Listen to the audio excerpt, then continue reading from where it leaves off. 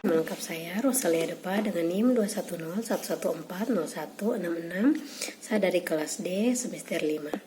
Baik, di sini saya akan membuat sebuah video resume kelompok 1 dengan materi karakteristik dan prinsip-prinsip pembelajaran bahasa Indonesia di sekolah dasar. Kompetensi dalam pembelajaran bahasa Indonesia itu meliputi menyimak, berbicara, membaca dan menulis. Dapat disebut sebagai sistem bunyi dan juga disebut sistem lambang. Ada pula karakteristik pembelajaran bahasa Indonesia di sekolah dasar, yaitu yang pertama, karakteristik yang berkenaan dengan kemampuan awal seperti kemampuan intelektual, kemampuan berpikir, dan hal-hal yang berkaitan dengan aspek psikomotorik.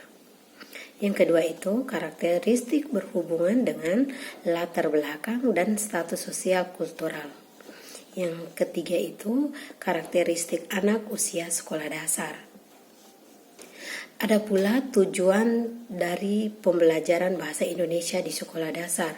Yang pertama itu berkomunikasi secara efektif dan efisien sesuai dengan etika yang berlaku.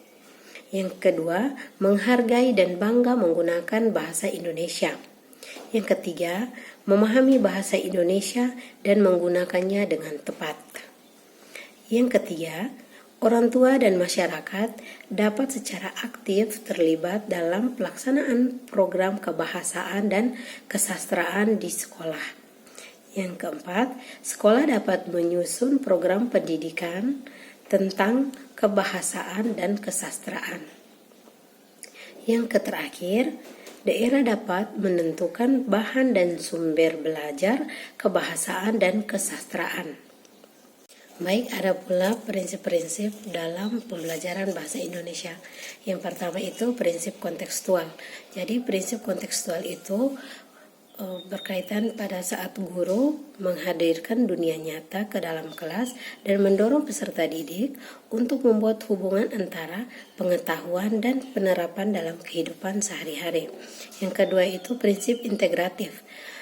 Prinsip integratif merupakan penyatuan berbagai aspek di dalam satu keutuhan yang terpadu.